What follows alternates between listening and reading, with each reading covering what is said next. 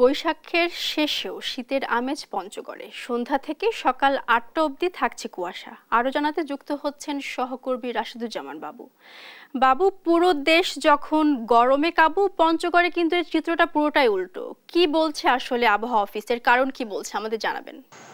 শুভ সকাল আপনাকে। আপনি জানেন যে আসলে রাজধানী সহ প্রত্যেকটি জেলায় যখন প্রচণ্ড তাপদাহ, যখন মানুষ অতিষ্ঠ হয়ে গেছে, তখন ভিন্ন চিত্র কিন্তু এই পঞ্চগড়ে। আসলে আমাদের পঞ্চগড়ে কিন্তু আসলে শীত আসে সবার আগে এবং শীত বিদায়ও নেই সবার পরে। কিন্তু এবারে একটু ব্যতিক্রম যে আসলে বৈশাখের শেষ দিকে এসেও কিন্তু আমরা দেখেছি আসলে কুয়াশায় আচ্ছন্ন হয়ে পড়ছে পুরো পঞ্চগড় জেলা। বিশেষ করে যদি বলি যে আগের দিন বিকেল থেকে শুরু করে শীতের যে আবহাওয়া অর্থাৎ ঠান্ডা, সেই ঠান্ডা কিন্তু লাগতে শুরু করে। ভোরবেলা কিন্তু আসলে কাঁথা নিয়ে অনেকে ঘুমাতে শুনতে হয়েছে যে কাঁথা নিয়ে ঘুমানো হয়েছে। এরকম একটি অবস্থা কিন্তু বিরাজ করছে পঞ্চগড়ে, অর্থাৎ কুয়াশার চাদরে কিন্তু ঢাকা পড়ছে পুরো পঞ্চগড় জেলা। আমরা যদি দেখাতে চাই যে আপনাকে, যে এখন পর্যন্ত ৮টা পেরিয়ে গেছে, এখন পর্যন্ত কিন্তু আমরা দেখছি যে আসলে কুয়াশা রয়েছে চারদিকে।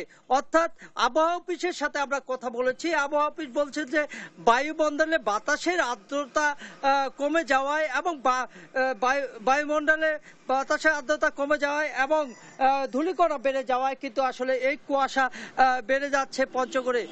এই অবস্থা কিন্তু আরও কিছুদিন থাকবে বলে এরকম জানিয়েছে আবহাওয়া অফিসের ভারপ্রাপ্ত কর্মকর্তা জিতেন্দ্রনাথ। আমরা দেখছি যে আসলে বিকেল হলেই কিন্তু আসলে ভারী ধরনের যে কাপড়, অর্থাৎ মোটা কাপড়, সেই কাপড়গুলো পরে কিন্তু পরিধান করে আসলে গাড়ি ঘোড়াতে চড়তে হচ্ছে, বাইরে বের হতে হচ্ছে, এরকম একটি অবস্থা কিন্তু সৃষ্টি হচ্ছে। আমরা সকালবেলাও যদি দেখি যে সকাল 7টা পর্যন্ত আমরা দেখছি যে 7টা পর্যন্ত হেডলাইট জ্বালিয়ে অনেক গাড়িগুলো কিন্তু আসলে চলাচল করছে।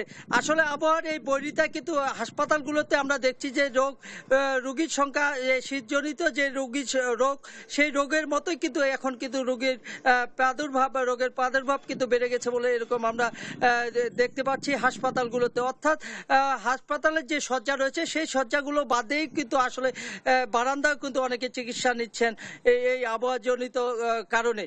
এই ছিল পঞ্চগড় থেকে আমার কাছে সর্বশেষ সংবাদ। মার্জানা।